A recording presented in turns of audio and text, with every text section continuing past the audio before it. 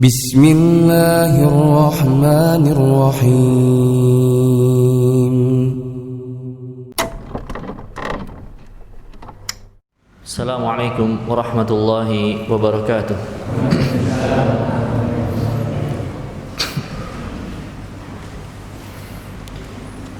Innal hamdalillah nahmaduhu wa nasta'inuhu wa nastaghfiruh wa na'udzu billahi min shururi anfusina wa min sayyiati a'malina may yahdihillahu fala mudilla lahu wa may yudlil fala hadiya lahu asyhadu an la ilaha illallah wahdahu la syarika lahu wa asyhadu anna muhammadan abduhu wa rasuluh qala Allah ta'ala ya ayyuhalladzina amanu taqullaha haqqa tuqatih wa la tamutunna illa wa antum muslimun wa qala rasulullah sallallahu alaihi wasallam fa inna asdaqal hadithi kitabullah wa khairal hadi hadi Muhammadin sallallahu alaihi wasallam wa syarrul umuri muhdatsatuha wa kullu muhdatsatin bid'ah. Amma ba'd.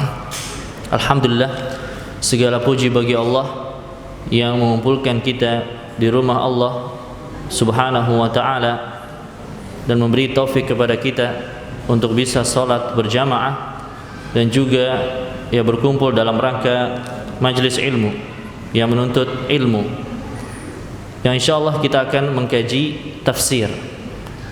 Tafsir yang kita merujuk kepada tafsir Al-Imam Ibnu Katsir.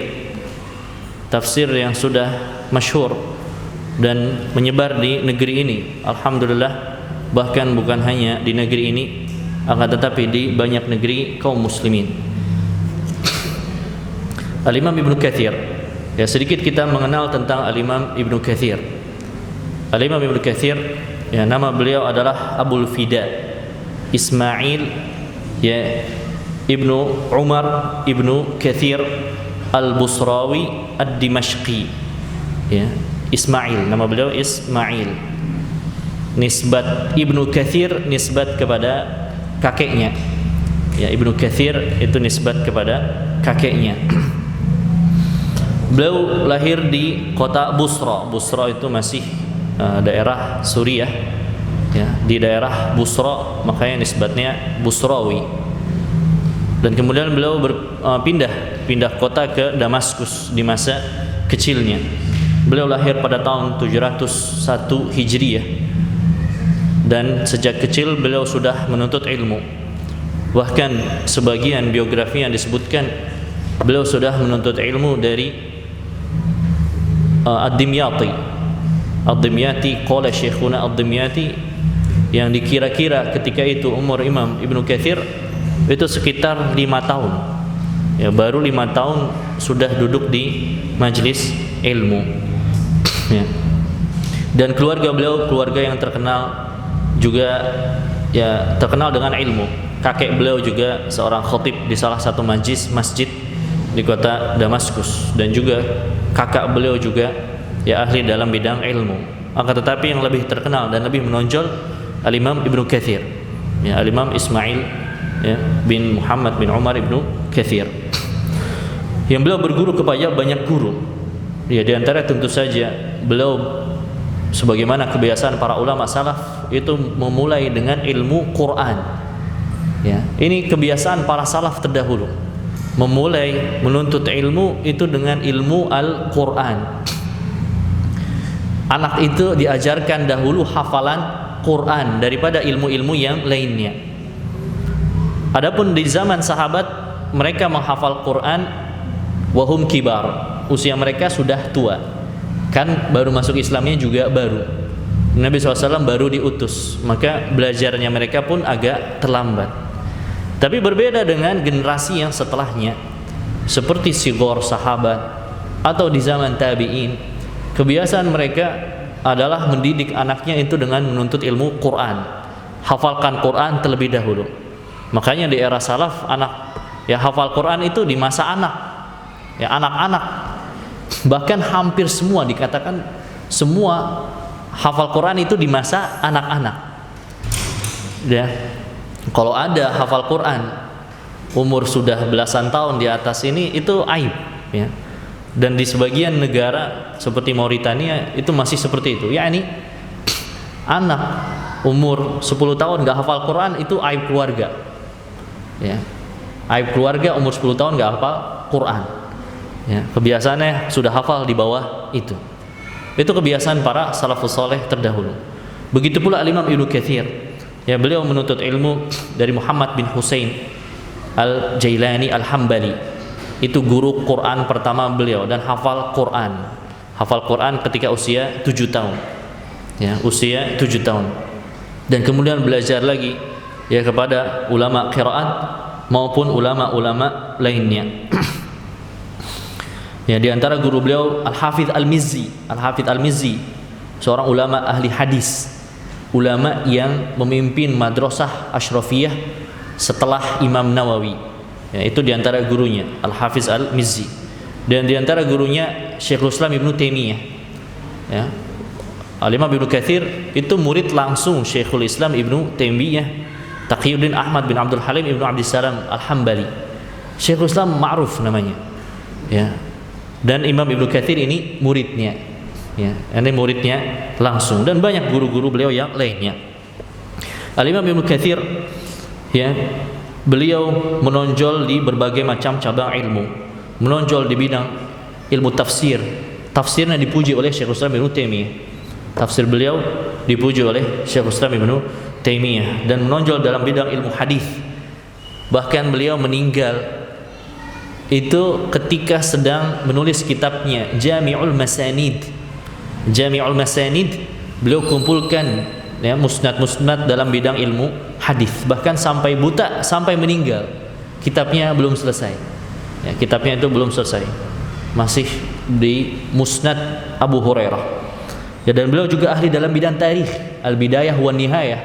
Sejarah dari zaman Nabi Adam sampai zaman beliau. Ya, Masya Allah.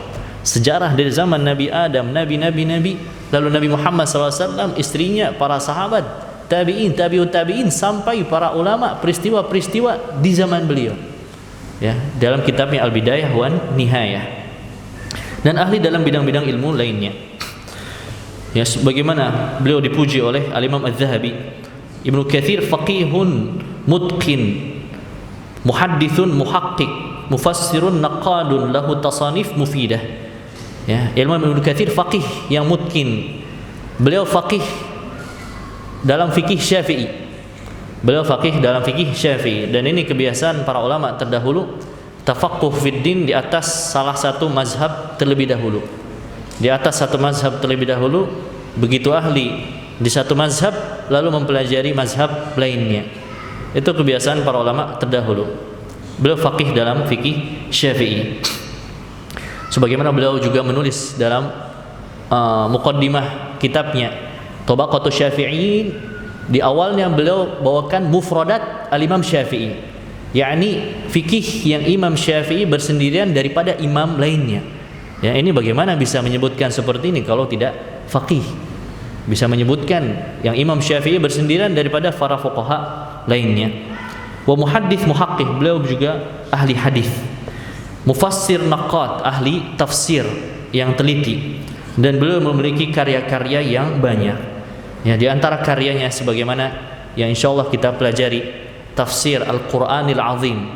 Ya, itu nama aslinya, Tafsir Al-Qur'anil Azim. Dan beliau juga tadi Jami'ul Masanid, ya, Al-Bidayah wan Nihayah, ya, dan kitab tarikh fuqaha Syafi'iyah. Beliau punya Tabaqatus Syafi'iyyin, ya, Tabaqatus Syafi'iyyin. Ya, seperti juga beliau punya Qisasul Anbiya, ya, Qisasul Anbiya, ya, kisah-kisah para nabi, tapi itu lebih ringkas, ya. Lebih ringkas, lebih panjangnya itu di Al-Bidayah wan Nihayah. Ya. Dan banyak karya-karya beliau lainnya yang bermanfaat. Kita bicara sedikit tentang muqaddimah tafsir. Ya, tentang muqaddimah tafsir. Tafsir, metode tafsir Al-Imam Ibnu Katsir, beliau menjelaskan bahwa ya ada metode dalam menafsirkan. Dan tafsir ini tidak bisa sembarangan. Ya. Dan wajib, walaupun wajibnya bertingkat. Ada yang fardu ain, ada yang dia fardu kifayah, bagi seorang muslim untuk mempelajari tafsir, untuk mempelajari ayat-ayat Allah Subhanahu wa taala. Kenapa? Karena Al-Qur'an ini adalah petunjuk Allah bagi manusia. Hudal linnas, ya, petunjuk bagi manusia. Di ayat yang lain hudal lil muttaqin, petunjuk bagi orang-orang yang bertakwa. Ya, bagaimana kita bisa menjadi, yakni Quran ini menjadi petunjuk kalau kita tidak mengetahui tafsirnya. Ya, sebagaimana disebutkan oleh Al-Imam At-Tabari, kaifa yastalidzu bil Quran man la ya'lamu tafsirahu. Bagaimana mungkin dia bisa menikmati Al-Quran sedangkan tidak tahu tafsirnya. Ya, maka penting kita mempelajari ilmu tafsir ini. Ya, sebagaimana beliau katakan, fal wajib 'alal ulama al-kashfu 'an ma'ani kalamillah wa tafsiru dzalika wa talabuhu min mazanihi wa ta'allumu dzalika wa ta'limuhu. Di antara kewajiban para ulama untuk menyingkap makna-makna Al-Quran, mempelajarinya, mentafsirkannya, mempelajari, mencari dari arah mana Al-Quran tersebut bisa diperoleh ilmunya, ya, dan juga mengajarkannya. Ya, sebagaimana bahkan ini sudah Allah ambil perjanjiannya bukan pada umat ini saja. Sudah Allah ambil perjanjiannya pada ulama umat terdahulu. Wa idz akhadha Allahu mitsaqal ladzina utul kitaba latubayyinunna lin-nasi wa la taktumunah fanabadhuhu wara'a dhuhurihim washtaraw bihi thamanan qalila. Dan ketika Allah, ingatlah, wa idz, kalau ada idz itu secara bahasa Arab ada fi'il muqaddar, yakni wadhkur idz akhadallahu mitsaqal ladzina utul kitab. Dan ingatlah bagaimana ketika Allah mengambil perjanjian umat-umat terdahulu dari ahlul kitab, agar apa? Latubayyinunnahu linnas, agar ulama ahlul kitab mereka menjelaskan kitabnya kepada manusia. Mereka menjelaskan kitabnya kepada manusia, wala taktumunah, dan tidak boleh menutupinya, tidak boleh menutupi ilmu Al-Quran. Ya, fanabadhuhu wara'a zuhurihim. Tapi umat terdahulu mereka melempar ke belakang punggung mereka, yakni tidak mengamalkan kitab mereka. Sebagaimana terjadi di zaman Nabi SAW, ketika ditanya bagaimana hukum bagi pezina di agama Yahudi, di Taurat bagaimana? Ya, ulama Yahudinya didatangkan Taurat di hadapan Nabi SAW, kitabnya sudah ada di depannya, ayat rajamnya ditutup. Ayat rajamnya ditutup, tidak mau mengamalkan kitabnya sendiri. Tapi di situ ada Abdullah bin Salam, ya, beliau alim. Beliau mantan Yahudi dan alim di kalangan Yahudi ketika masih beragama Yahudi. Kata Abdullah bin Salam, irfa' yadaka, angkat tangannya. Di situ ada ayat rajam itu, saya tahu. Hafal betul, di situ ada ayat rajam. Ya, farufi'a fa idza fihi ayatul rajm. Ternyata setelah diangkat ada ayat rajam. Allah sudah mengambil perjanjian pada umat terdahulu untuk menjelaskan kitab mereka masing-masing. Umat terdahulu tidak mengamalkan kitab mereka. Maka umat Islam tidak boleh seperti itu. Ya, kita umat Islam tidak boleh seperti itu. Ya, wajib kita mempelajari Al-Quran walaupun berbeda tingkatannya. Ada yang lebih ahli, Allah bebankan dia kewajiban yang lebih banyak. Ada orang awam yang dia, ya, tidak wajib semuanya, tidak wajib mempelajari semuanya. Akan tetapi, ya, kita memulai dengan yang paling penting. Insya Allah kita selanjutnya memulai dengan tafsir Al-Fatihah, lalu mundur ke tafsir Juz Amma, lalu dari belakang. Kenapa? Karena itu yang lebih penting dan lebih sering kita baca, sehingga kita memahami, ya, apa makna ayat yang kita baca. Dan kemudian Al-Imam Ibnu Katsir dalam kitabnya beliau menyebutkan turuqut tafsir, bagaimana metode tafsir yang terbaik. Beliau katakan anna asahhat turuqi fi dzalika an yufassara al-Qur'anu bil Qur'an. Metode yang terbaik pertama mentafsirkan Al-Qur'an dengan Al-Qur'an. Ya, Al-Quran ditafsirkan dengan Al-Quran. Kenapa? Karena Al-Quran wahyu Allah. Allah tentu saja yang paling alim tentang makna kalamnya. Ya, ada kalanya di satu ayat itu global, di ayat yang lain diperinci. Di ayat yang lain diperinci. Sebagaimana di sebagian ayat, kana an-nasu ummatan wahidah faba'athallahu an-nabiyyina mubashshirina wa mundzirin. Dahulu manusia satu umat, kemudian Allah utus nabi-nabi sebagai pemberi kabar gembira dan juga sebagai pemberi peringatan. Loh, kok satu umat ada nabi? Kok bisa begitu? Kan umatnya sudah satu di atas tauhid. Buat apa ada nabi? Ya. Di ayat yang lain, kana an-nasu ummatan wahidatan fakhtalafu. Awalnya umat itu satu, kemudian berpecah, yakni mulai ada kesyirikan, mulai ada yang menyimpang dari tauhid. Nah, ketika sudah ada yang menyimpang dari tauhid, maka sudah sepantasnya diutus rasul. Ini harus dibetulin lagi tauhidnya. Ya, lalu Allah utus para nabi dan rasul. Di ayat Al-Baqarah tidak disebutkan fakhtalafu. Tidak disebutkan. Loh, kok diutus? Toto diutus, umatnya sudah satu. Ya, di ayat yang lain, ya, di surat Yunus disebutkan ada ikhtilaf di situ. Ya, di situ ada ikhtilaf, sudah ada kesyirikan. Maka sudah sepatutnya diutus rasul. Ya. Maka ini diantara metode terbaik. Fama ujmila fi makanin fa innahu qad fussira fi mawdi'in akhar. Di salah satu itu global, di ayat yang lain itu terperinci. Dan ini metode tafsir yang sudah diajarkan oleh Imam Asy-Syafi'i. Kata Imam Asy-Syafi'i, kullu ma hakama bihi Rasulullah SAW fahuwa mimma fahimahu minal Quran. Ya. Afwan, ini metode yang kedua. Al-Quran ditafsirkan dengan Al-Quran. Ketika Al-Quran masih global, di seluruh Quran tidak ada penjelasannya, lalu bagaimana? Kata Imam Ibnu Katsir, fa'alaika bis-sunnah, maka lihat as-sunnah, lihat hadis-hadis Nabi SAW. Ini metode kedua, menafsirkan Quran dengan sunnah. Ya, menafsirkan Quran dengan sunnah. Kenapa? Karena Al-Quran itu diwahyukan kepada Nabi SAW. Allah berikan kepada nabinya Muhammad SAW. Maka manusia yang paling alim tentang Quran, ya Nabi Muhammad SAW adalah yang paling alim tentang Al-Quran. Dan juga Nabi SAW, beliau yang menerapkan hukum Al-Quran di wujud nyata. Ya, di wujud nyata. Sebagaimana dalam firman Allah, litahkuma bainan nasi bima arakallah.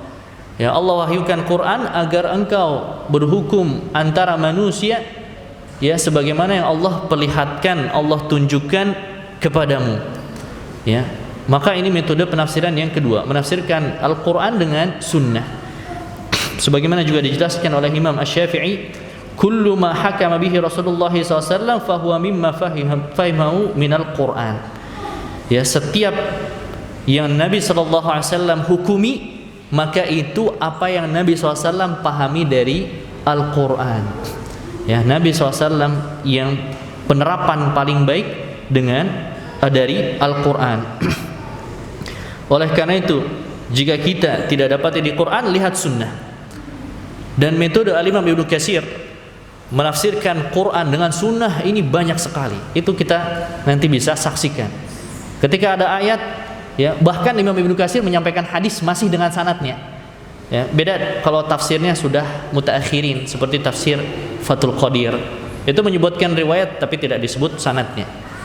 Kalau Imam Ibnu Katsir masih sebut sanadnya. Ya, akhrajal Bukhari, qala al-Bukhari haddatsana fulan qala Rasulullah.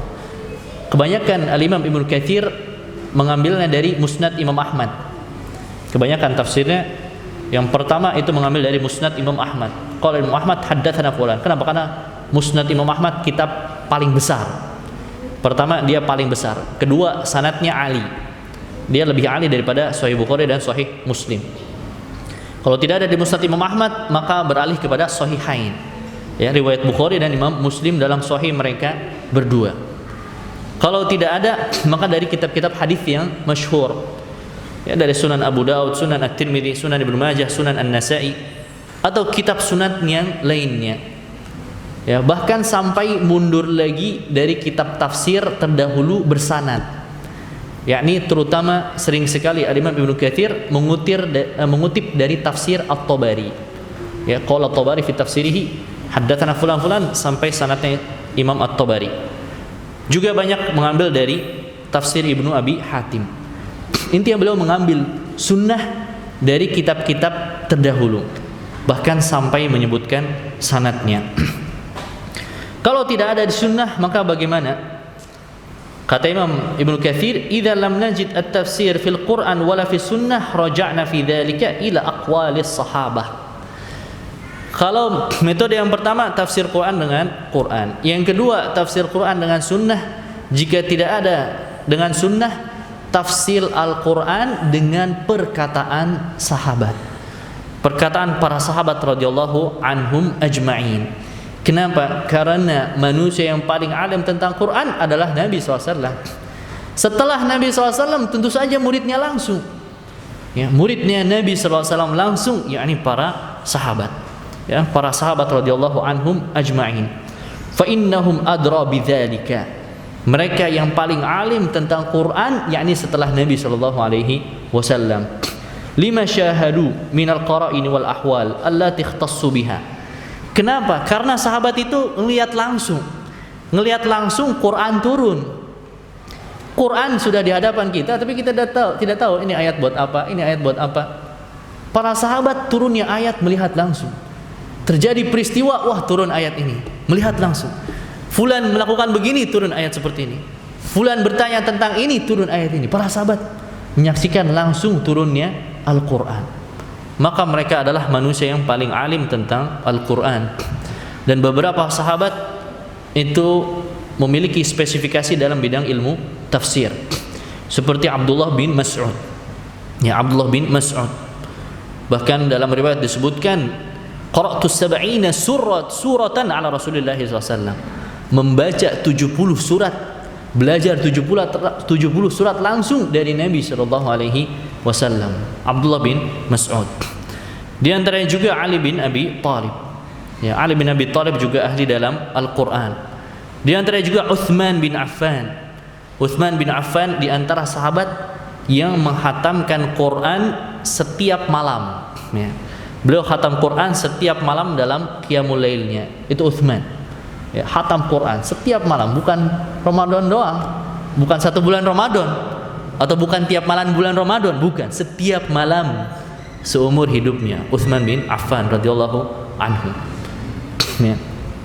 Di antara juga yang alim yang masyhur Abdullah bin Abbas. Ya. Abdullah bin Abbas sudah didoakan oleh Nabi sallallahu alaihi wasallam, Allahumma faqihu fid din wa 'allimhul Quran. Ya Allah, jadikan dia faqih dalam agama dan juga alim tentang Al-Quran, ya. Maka hampir-hampir di tafsir setiap ayat, hampir-hampir di situ ada qaul Ibnu Abbas. Di situ ada qaul Ibnu Abbas. Ya, kenapa? Karena beliau sudah didoakan oleh Nabi SAW dan beliau bersemangat menuntut ilmu di masa kecilnya. Ya, semangat menuntut ilmu di masa kecilnya. Itu Abdullah bin Abbas, ya. Sampai beliau sengaja siang-siang menunggu di pintu kibar sahabat untuk belajar, ya. Bersemangatnya Abdullah bin Abbas di masa kecilnya. Ya, dan para sahabat yang lainnya yang juga alim tentang Quran, Ubay bin Ka'ab, ya, di antara juga Ubay bin Ka'ab, ya, dan para sahabat yang lainnya radhiyallahu anhum ajma'in. Kalau tidak ada sahabat, maka bagaimana? Ya, maka pakai tabi'in, ya, aqwal tabi'in. Idza lam tajid at-tafsir fil Qur'an wala fis sunnah wala wajadtahu 'ani sahabah faqad raja'a katsirun minal a'immah fi dzalika ila aqwalit tabi'in.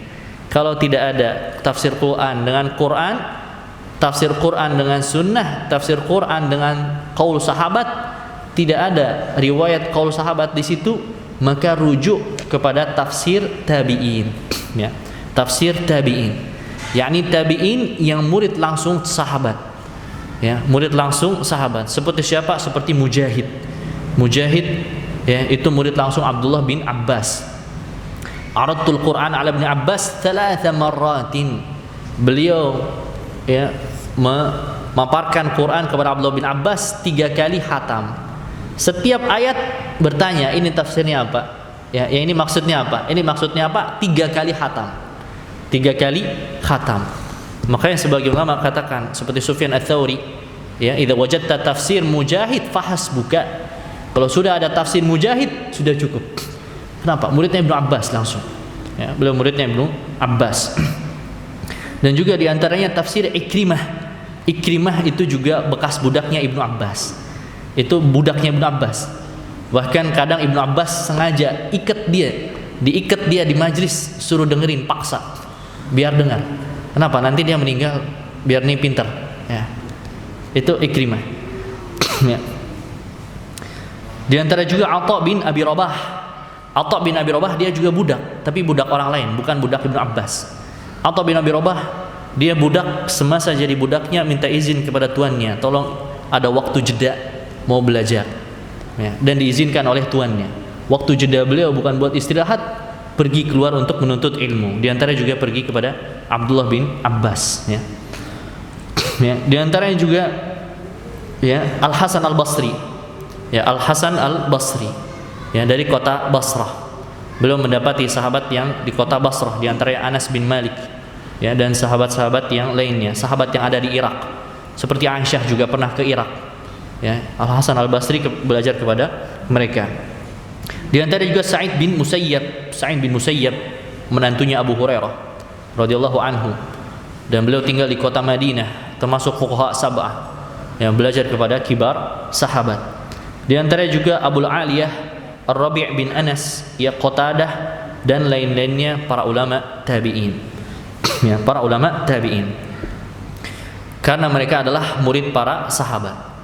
Jika tidak ada 4 ini, tafsir Quran bil Quran, tidak ada tafsir Quran bis sunnah, tidak ada tafsir Quran bi qaul sahabat, tidak ada tafsir Quran bi qaul tabi'in, maka beralih kepada yang kelima, yakni yarji'u fi dzalika ya ila lughatil Quran wa lughatis sunnah au umumi lughatil Arab. Ya, kembali kepada bahasa Arab. Kenapa? Karena bahasa Arab itu bahasa Al-Quran.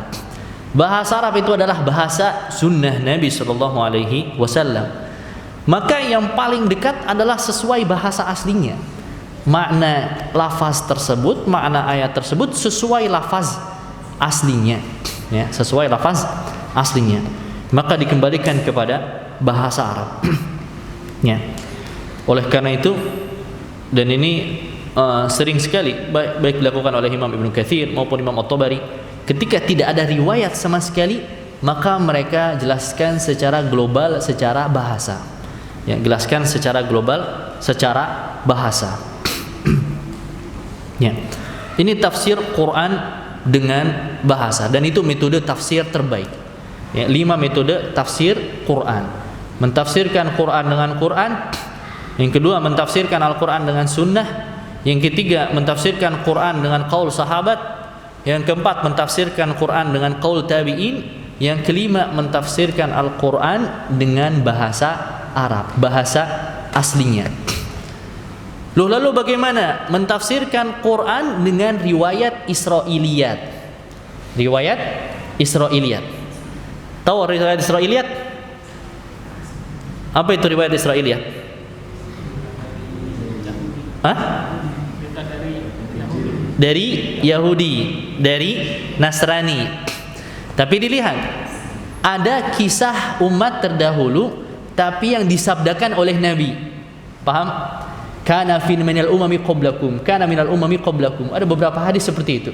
Kisah umat terdahulu tapi yang disabdakan oleh Nabi SAW, itu hitungannya sunnah. Itu hitungannya tafsir Quran bis sunnah. Nabi SAW yang langsung mengisahkan dengan sanad yang sahih tentang umat terdahulu, itu tergolongnya sunnah. Tapi mentafsirkan Quran dari kisah umat terdahulu yang diperoleh dari kitab-kitab umat terdahulu, yakni dari riwayat-riwayat dari kitab-kitab Yahudi atau riwayat-riwayat dari kitab-kitab Nasrani. Ya. Ini yang disebut sebagai riwayat Israiliyat. Ada beberapa sahabat yang perhatian dengan ini, seperti Ibnu Abbas. Ibnu Abbas itu perhatian dengan ini. Kenapa? Karena kalau tidak dapat tadi dari metode tafsir itu barangkali bisa membantu.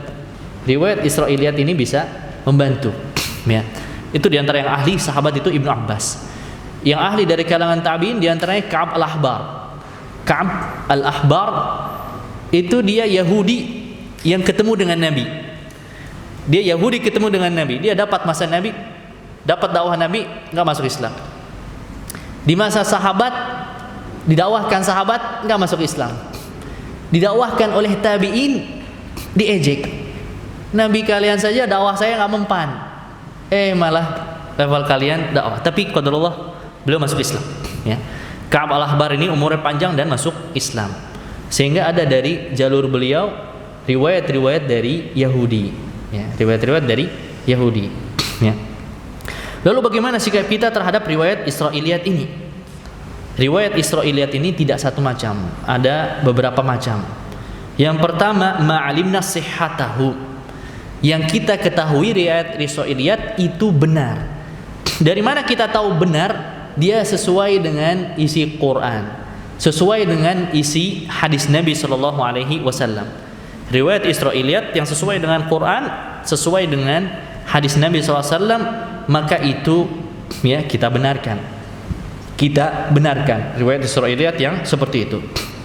Ini riwayat Israiliyat yang pertama. Yang kedua, ma'alimna kadzibahu. Yang kita tahu itu dusta. Loh, tahu dari mana kita tahu itu dusta? Bertentangan dengan wahyu yang ada pada kita. Bertentangan dengan Quran, bertentangan dengan sunnah Nabi SAW, maka itu pasti batil. Itu termasuk kerjaan tangan-tangan umat terdahulu. Itu pasti batil. Seperti apa? Seperti kisah-kisah di umat terdahulu, para nabi berzina. Ada disebutkan di kitab-kitab terdahulu, Nabi Fulan berzina, Nabi Fulan berzina. Wah, ini pasti batil. Ya, akidah Ahlussunnah wal Jamaah, nabi itu ya tidak terjatuh kepada dosa besar. Ya, mereka itu orang yang dijaga oleh Allah Subhanahu wa taala. Ya, lihat bagaimana kisah Nabi Yusuf alaihissalam. Wa ghallaqatil abwab wa qalat hayta lak. Ya, qala ma'adallah innahu rabbi ahsana mathwaya. Ya, kisah tentang Nabi Yusuf sudah dikunci pintu-pintunya. Ya. Nabi Yusuf sudah tidak kelihatan. Bagaimana Nabi Yusuf? Ya, laula ar-ra'a burhana rabbih. Kalaulah Nabi Yusuf tidak melihat ya bukti dari Allah Subhanahu wa taala, nabi itu terjaga. Ya, tidak terjatuh kepada zina.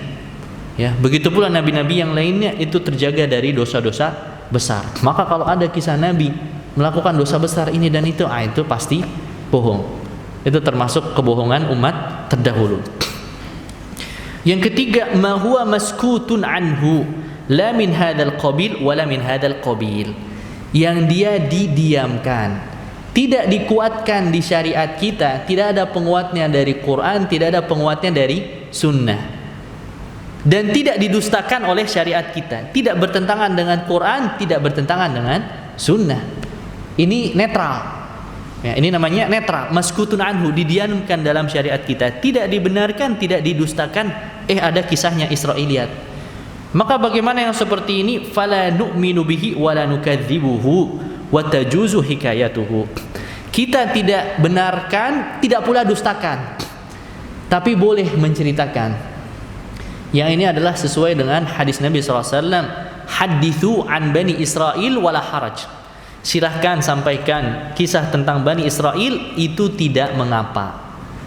Ya, sebagaimana di hadis yang lain, idza atakum ya ahlul kitab fala tusaddiquhum wala tukadzibuhum.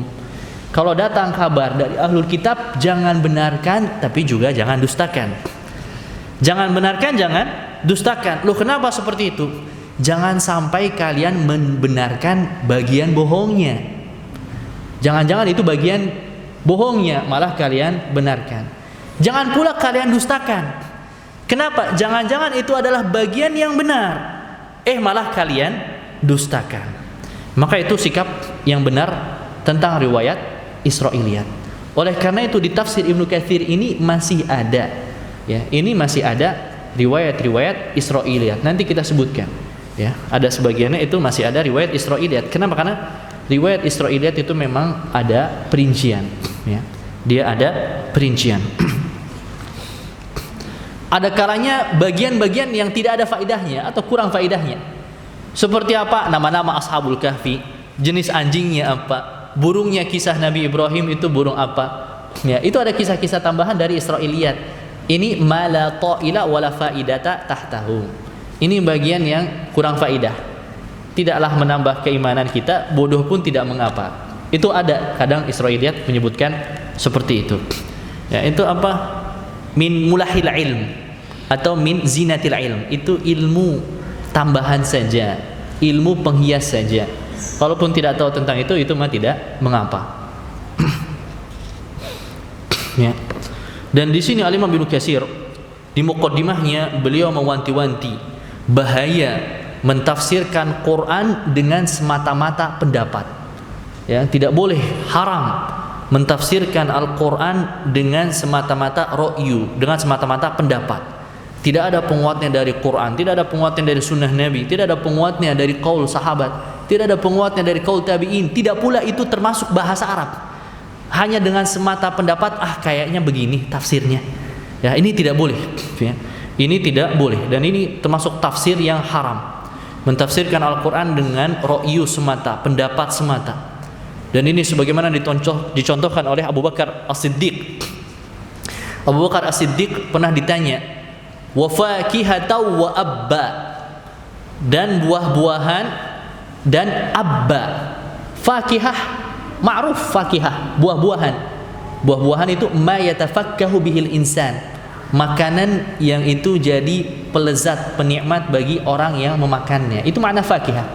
Wa abba, apa makna ab? Abu Bakar As-Siddiq pernah ditanya tentang makna ab. Ya. Apa itu makna ab? Maka Abu Bakar As-Siddiq tidak mau jawab. Ya, Abu Bakar As-Siddiq itu tidak mau jawab. Ayyu sama'in tudhilluni wa ayyu ardin tuqilluni. Aqulu fi kitabillahi ma la a'lam. Ya, langit mana yang mau menaungiku?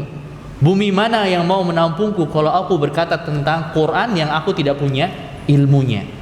Ya, Abu Bakar As-Siddiq tidak mau jawab ketika ditanya makna ab. Itu di juz berapa? Di juz amma. Ayat itu ada di juz amma. Ayat juz amma saja, level Abu Bakar As-Siddiq ada bagian yang tidak tahu. Ya, lihat bagaimana level Abu Bakar As-Siddiq saja, sahabat yang paling mulia, ada bagian Quran yang tidak tahu, ya sudah tidak tahu. Katakan tidak tahu, tidak mau menjawab. Ya, dan ini seperti ini pula waraknya para salaf. Ya. Sebagaimana Al-Imam Asy-Sya'bi, Al-Imam Asy-Sya'bi, imam dari kalangan tabi'in. Ya, beliau katakan sebenarnya setiap ayat waqaftu alaihi qad sa'altu anha. Wallahi ma min ayatin illa waqad sa'altu anha. Sebenarnya tidak satu pun ayat Quran saya pernah bertanya tentang ilmunya kepada ulama sebelumnya, kepada tabi'in kibar atau sahabat yang beliau dapati. Sudah tahu. Walakinnaha riwayatu anillah. Tapi Imam Asy-Sya'bi tidak mau menjelaskan tafsir Quran, apalagi sampai panjang lebar. Kenapa? Karena tafsir hakikatnya riwayah anillah. Itu tak ubahnya riwayat dari Allah, bukan dari Nabi. Ya, riwayat dari Allah. Hadis kan sabda Nabi. Lalu kita menyampaikan hadis. Itu hakikatnya riwayah anin Nabi. Ya, menyampaikan dari Nabi. Quran, Al-Quran, hadzal Quran kalamullah. Quran ini kalam Allah. Kita menyampaikan isinya, tafsirnya, tak ubahnya itu seperti meriwayatkan dari Allah. Ini maksud firman Allah seperti ini. Allah berfirman seperti ini, maksudnya seperti ini. Maka ini hati-hati. Ya, tidak bisa sembarangan dalam ilmu tafsir. Ya. Dan juga para salaf yang lainnya, di antara warak para salaf sebagaimana diriwayatkan dari Masruq ahli tafsir dari kalangan tabi'in, ittaqut tafsir fa innama huwa riwayatu anillah. Hati-hati kalian ya dalam bab tafsir Quran. Kenapa? Karena hakikatnya tafsir itu riwayat dari Allah. Ya. Oleh karena itu para salaf itu mengingkari tafsir-tafsir yang nyeleneh, tafsir-tafsir yang aneh. Seperti apa? Di zaman Ibnu Abbas ada Nauf al-Bakali. Nauf al-Bakali ini dia mantan ahlul kitab. Kemudian masuk Islam tapi jadi ulama juga. Aslinya dia thiqah, tabi'in yang thiqah. Tapi Nauf al-Bakali pernah mengatakan bahwa Musanya dan Khadir, kisah Nabi Musa di Quran itu bukan Musa Bani Israel, itu Musa yang lain.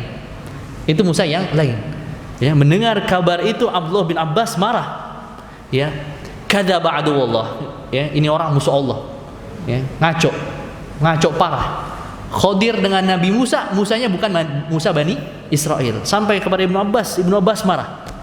Ya, lalu beliau menyampaikan hadis tentang kisah Khadir yang beliau riwayatkan dari Ubay bin Ka'ab dari Nabi sallallahu alaihi wasallam. Ya, bainama Musa wa al-Khadir. Kisah ma'ruf, kisah Nabi Musa dengan Khadir. Ya, Nabi Musa dengan Khadir naik perahu, di perahu lihat burung-burung yang minum air. Ya, tidaklah ilmu kita, ilmu engkau dengan saya antara ilmu Allah, tak ubahnya seperti air yang dihisap burung itu. Lautan itu adalah ilmu Allah. Ya, lalu perahunya dibolongi oleh Khadir alaihissalam, diingkari Nabi Musa. Ya, kita sudah naik gratis, kok malah dibolongin perahunya. Ya, engkau tidak tahu, ya, tidak tahu ilmunya. Ya, kemudian sampai kepada negeri, minta untuk dijamu, dan itu ma'ruf. Ya, Ibnu Sabil itu ma'ruf, dia punya hak untuk bertamu ketika sampai ke negeri manapun walaupun dia asing. Ya, itu adat kebiasaan orang-orang terdahulu. Ternyata umatnya tidak mau menampung mereka. Ya, tidak mau menampung mereka. Tapi qadarullah dapat rumah kosong sama oleh Khadir alaihissalam, rumahnya dibaguskan. Afwan, sebelumnya mendapati anak muda, anak-anak lagi main sama Khadir alaihissalam, apa ya? Kalau bahasa kitanya dipelitek, lehernya dibeginikan, putus lehernya. Diingkari oleh Nabi Musa. Ya, kok seperti ini? Ya, membunuh jiwa dengan tanpa hak. Ya, ya, kata Khadir, engkau tidak tahu. Ya, itu kisah Nabi Musa dan Khadir, dan itu adalah Musanya Bani Israel. Ibnu Abbas membantah dan menyampaikan tafsir yang benar. Ya, itu diingkari oleh para salaf, tafsir-tafsir yang tidak benar, tafsir-tafsir yang nyeleneh, dan harus kita ya hati-hati dalam bab tafsir.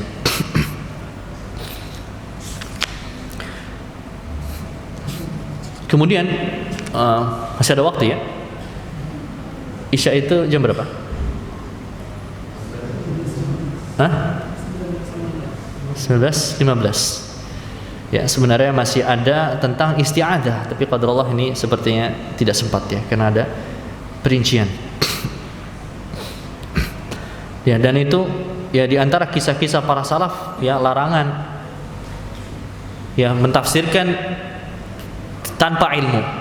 Seperti juga Abdullah bin Mas'ud pernah mendengar orang yang menafsirkan wadukhanum mubin. Ya, asap itu maksudnya asap begini dan begitu. Sampai kepada Abdullah bin Mas'ud diingkari. Ya, diingkari oleh Abdullah bin Mas'ud. Ya, wailul lak fa innahu minal ilmi an yaqula fi ma la a'lam la a'lam. Ya, celaka orang itu. Ya, sesungguhnya di antara bagian dari ilmu kita berkata tentang yang benar-benar tidak punya ilmunya, katakannya Allahu a'lam. Ya, katakan saja wallahu a'lam kalau tidak tahu ilmunya. Ya, diingkari oleh sahabat Abdullah bin Mas'ud. Kemudian Al-Imam Ibnu Katsir menyebutkan bahwa tafsir itu ditinjau dari pelik tidaknya, bisa dipahami atau tidak. Tafsir itu ada 4 macam. Dan ditinjau dari pelik tidaknya. Kalau tadi metode tafsir, metode penafsiran yang benar.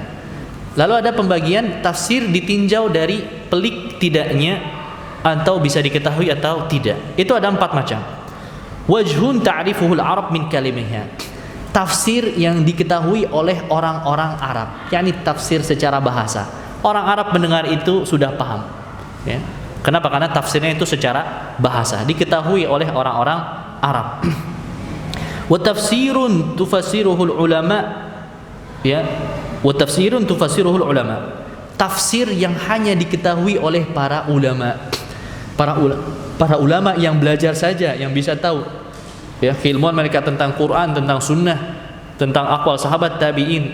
Ya, mereka bisa tahu. Ya, itu tafsir yang diketahui oleh para ulama. Wa tafsirun la yu'dharu ahadun bi jahalatihi. Tafsir yang seorang muslim tidak diberi uzur bodoh tentangnya, yaitu apa? Tafsir-tafsir yang wajib.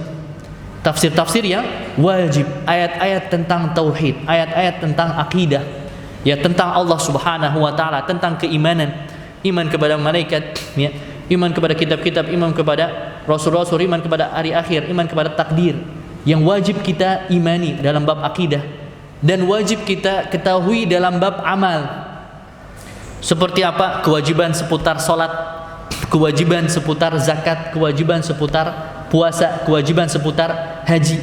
Kita wajib mengamalkan itu. Ya, kita wajib mengamalkan itu, maka wajib kita ketahui. Ya, wajib pula kita ketahui. Intinya dia bertingkat. Yang dia wajib diamalkan, wajib diyakini, maka berilmu tentang tafsirnya pun jadi wajib. Ya, maka itu menjadi wajib. Ya, wa tafsirun la ya'lamuha illallah. Ada tafsir tidak ada yang mengetahuinya kecuali Allah Subhanahu wa taala. Allah khususkan ilmunya. Seperti apa? Sebagian ulama mengatakan di antaranya adalah tafsir ayat muqatta'ah. Tafsir awal ayat, alif lam mim taha, alif lam ra, alif lam mim ra, kaf ha ya ain sad. Itu ayat muqatta'ah, apa maknanya? Wallahu alam. Ada ulama ada beberapa penafsiran tentang tafsirnya, tapi di antara yang lebih tepat itu termasuk mutasyabihat mutlak yang Allah tantang orang Arab untuk mengetahui maknanya, mereka tidak bisa. Hanya Allah yang paling mengetahui tentang makna ayat muqatta'ah. Walaupun ulama ada beberapa penafsiran tentang ayat tersebut. Ya, wallahu alam. Ya, sudah masuk waktu Isya. Barangkali ini sebagai pembuka tentang tafsir yang insyaallah ya kita lanjutkan ya pada pertemuan berikutnya dari isti'adah, lalu kita mulai dengan tafsir Al-Fatihah. Ya. Wa akhiru da'wana alhamdulillah rabbil alamin.